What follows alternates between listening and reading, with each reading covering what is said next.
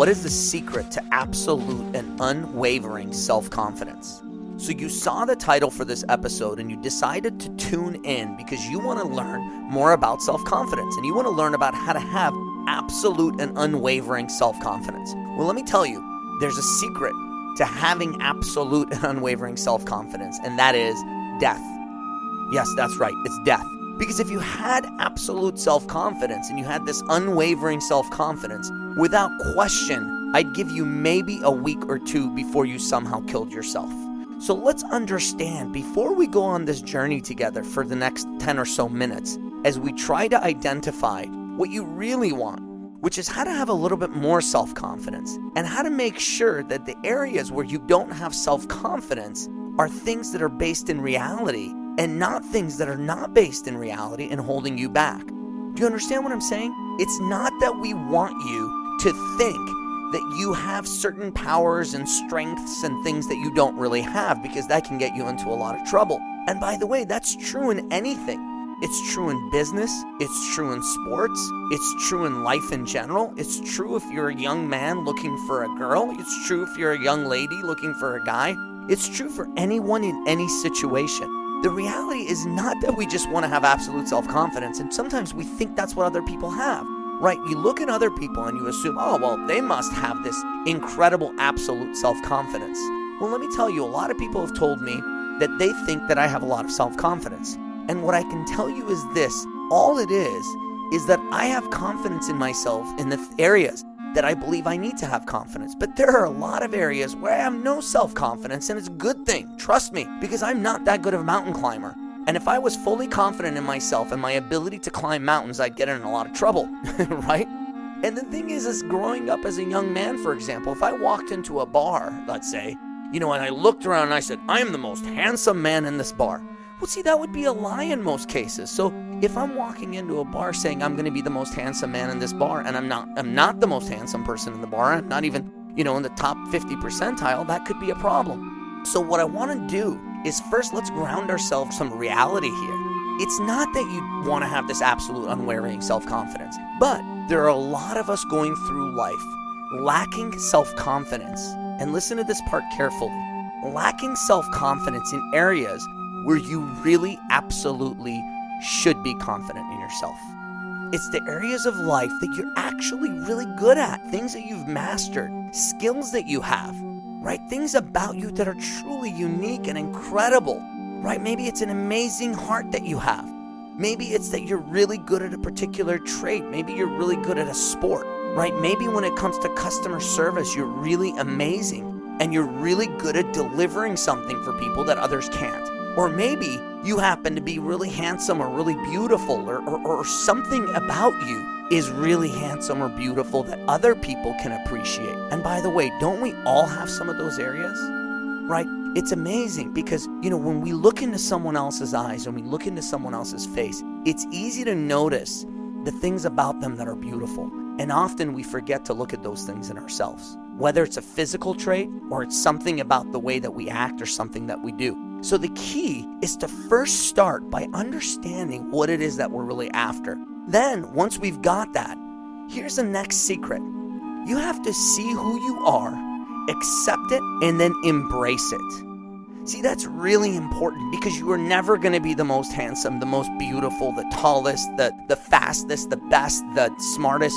You're never going to be any of those things. And even people we look at, like Albert Einstein, I guarantee you, he didn't feel like he was the smartest. In fact, for most of his career, if you study someone like Albert Einstein, he spent most of his career being dead wrong about the things that he discovered, right? He came up with these theories that were dead wrong, and most of them were laughed at the time that he came up with them. Some of them, they weren't laughed at the time he came up with them, and then later they were proven to be wrong. So even the people we think of as, oh, that person is the smartest, or think of the person we think of as the most beautiful, or the most handsome, right? Or the most athletic. Notice how, number one, any of that stuff is short-lived, right? The most athletic person, the best basketball player, the best baseball player. These are very, very short-lived. And then they have to go through the rest of their lives not being that thing. So imagine if all of their self-confidence was built on being the best in the world. Well, guess what? You're not going to be the best in the world at much of anything for very long, unless you decide you're going to be the best in the world at loving the people in your life, loving your family, loving your friends. You're going to be the best in the world at taking care of the people around you to the best of your ability. You're going to be the best in the world at leading with your heart. You're going to be the best in the world at being your best every single day. See, those are things that you can actually accomplish. But the key is you have to just accept who you are, see yourself as who you are, and accept who you are and embrace it, love it, live with it, be proud of it. Now, what if there's a certain area that you're not happy with who you are? What do? What if you look at it and you're like, okay, I see who I am, right? But I don't want to accept it. I don't want to embrace it. Okay, good. Now we're on to something. Change it. If there's something about yourself that you're not totally self-confident about, hey, look, there's nothing wrong with doing everything in your power to change that thing. Now, there are certain things that, of course, we absolutely can change. But if you're self-conscious, let's say you're a man and you're self-conscious about your hair thinning, hey, there are things you can do about that. If you're self-conscious about your body because you have too much weight or too little weight or not the right kind of weight or not the weight in the right places, right? Change it. Do something about it. And it's not even about changing it, because instantaneously when you decide to do something about it, something is triggered in your mind that gives you a lot more self-confidence. Because now you feel like you're in power, you're in control. You are now controlling your destiny. So if you're sitting there and there's something about yourself that you don't like, whatever it may be, today's the day you can make a decision to do something about it. If, for example, you have a hard time speaking in front of people, listen, I didn't come out of the womb and grab a microphone and start doing a podcast. People come to my events and see me talking to hundreds or thousands of people and they think, oh, he was just born with it. I was not just born with it. You should have been there the days I stood up in front of a class to speak, or I stood up in front of my colleagues and my mouth went completely dry and I could barely speak. And I remember this one time I was making a presentation to my colleagues and there were 7 people in the room listening to me, and I had this piece of paper in my hand and my hand started shaking uncontrollably to the point that this piece of paper was like flapping. It was the most incredible thing. The most incredibly stupid thing at the moment for me.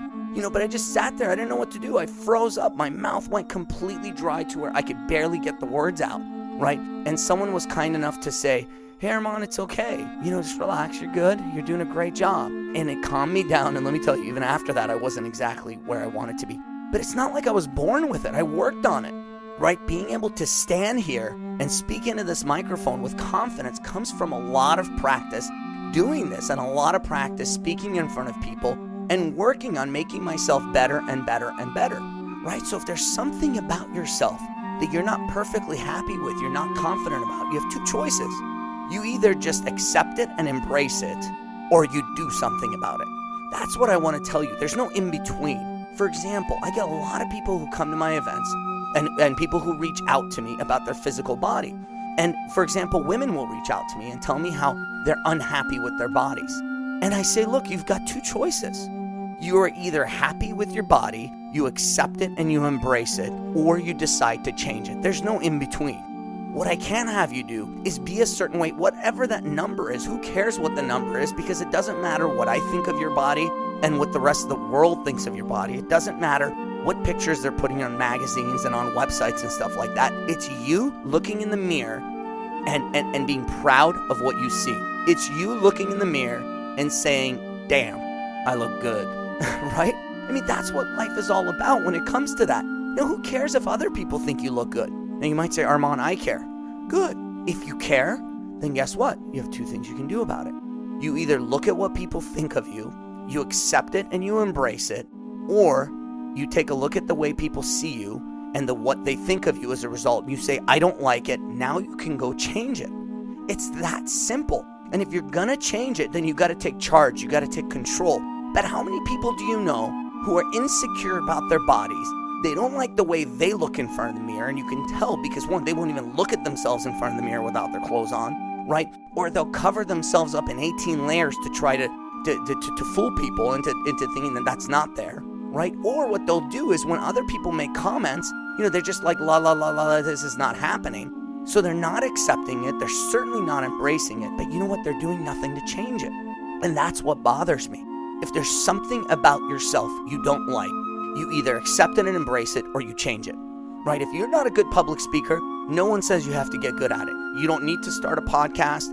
You don't need to speak on stage. You don't need to do that to be successful in life. Those are not qualities that you have to have. Now, they're nice to have, and I'd highly recommend it.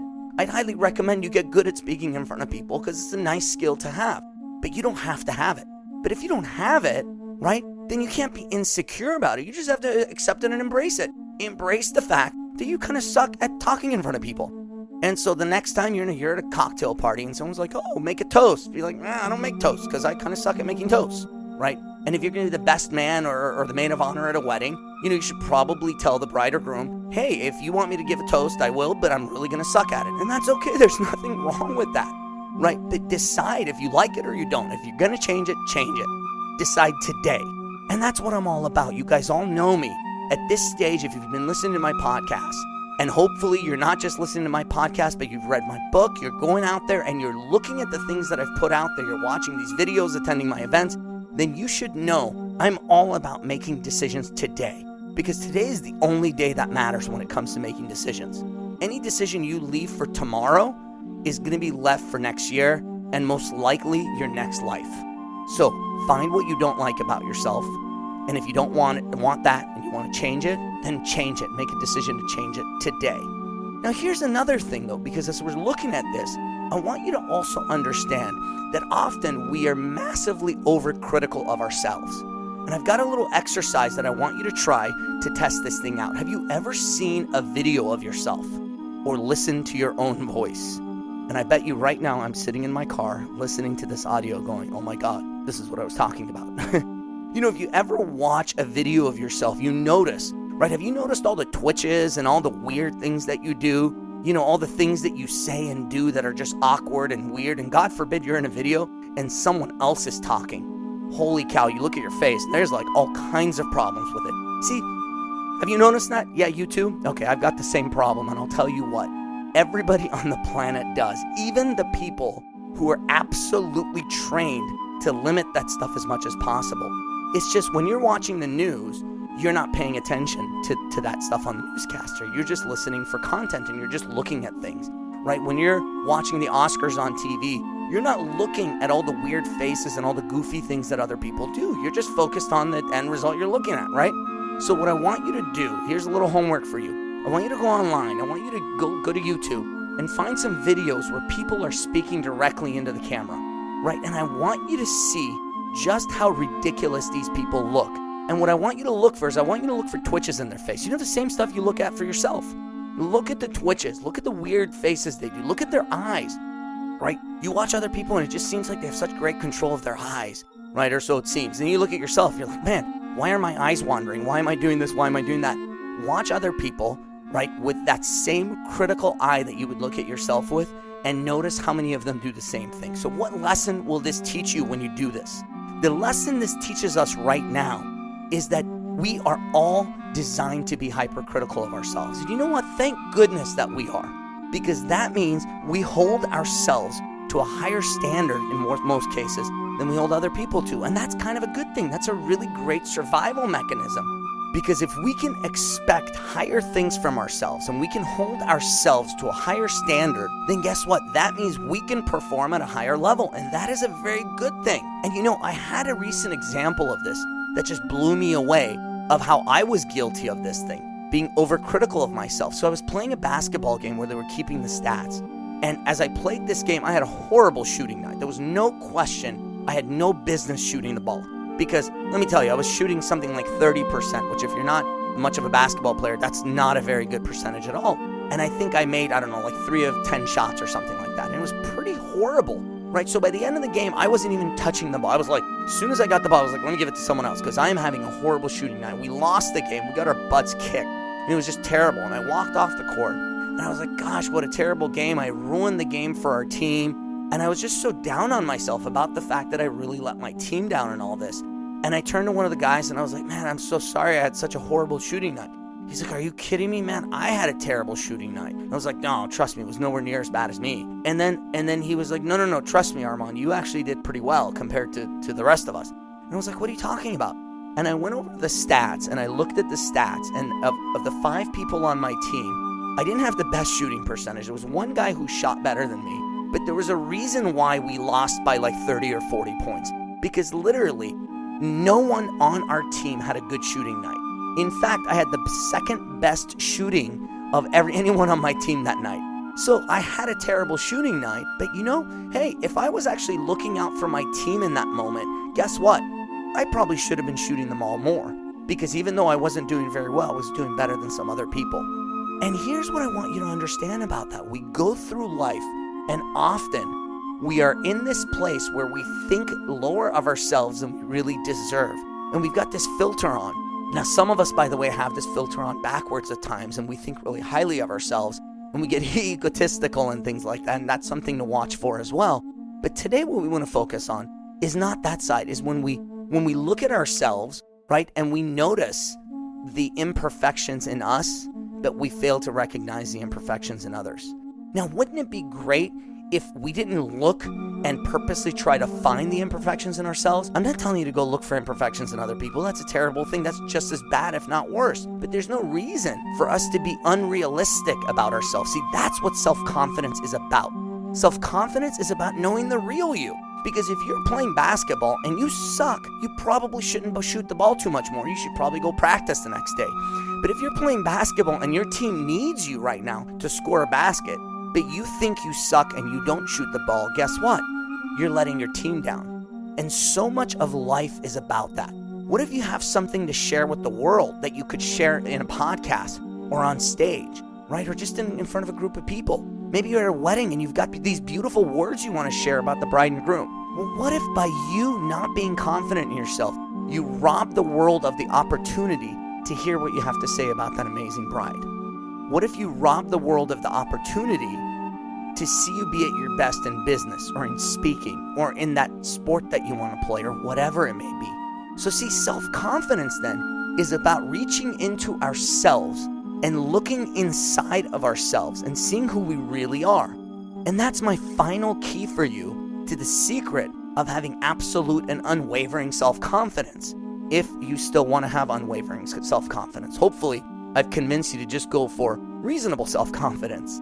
But even for reasonable self-confidence, the key is to just look inside of yourselves. Look inside of yourself right now as you hear me speak and recognize what kind of a human you are, what kind of a soul you have. Think about your heart. In fact, if you're listening to this and you're in a place where you can take one hand and put it on your heart, take one hand and just put it on your heart for a moment, right? And recognize the power that's underneath your hand. Recognize the kind of amazing soul that you have. Think about all the amazing things you've done for the world. And let me tell you, you deserve better. You deserve more than to beat up on yourself every day for everything and question the way you look, question the way you act, and question yourself about everything. If there are things you don't like, go change them. But if there are things about you that are imperfect, welcome to the real world. We're all imperfect, and that is what makes us absolutely perfect. That's what makes you absolutely perfect. You know, they did some research back in the days to try to see why was it that cartoons couldn't be made to look real, right? Why is it that you see a cartoon and you immediately know it's a cartoon, right? They couldn't mathematically figure out what it was, so they tried to describe it, and what they figured out is that cartoons were too perfect. Think about that for a second. It's the imperfections in the human face that allows us to differentiate between real and not real. So when we're watching a cartoon these days, they're getting closer and closer and closer to looking real. And guess why that is? It's because they are more imperfect than they've ever been. Cartoons these days are designed, these animations are designed to be as imperfect as you can possibly make it using a computer, which by the way is pretty hard because imperfections don't come easily, right? But as human beings, it's our imperfections that make us who we are. Now, do we need to keep every imperfection? No. You don't. If there's something you don't like about yourself, you can change it. You can make a decision. You can decide to either accept it and embrace it, or you can decide to change it no matter what it is. Now, I highly recommend if you have something about yourself you don't like that's really, really hard to change, such as your height, okay? If you're a grown person in your 20s or 30s or beyond and you don't like your height, I recommend that instead of trying to change it, you just accept it and embrace it. But hey, I don't know. There's a lot of technology out there that can help you do just about anything. So whatever it is, you either accept it and embrace it, or you decide to change it. But being in that middle place where you're not accepting it, you're not embracing it, but you're not doing anything about it except feeling down about yourself and not having self-confidence, putting your head down and saying, boo-hoo, world, feel sorry for me, that ain't gonna work for me, my friends.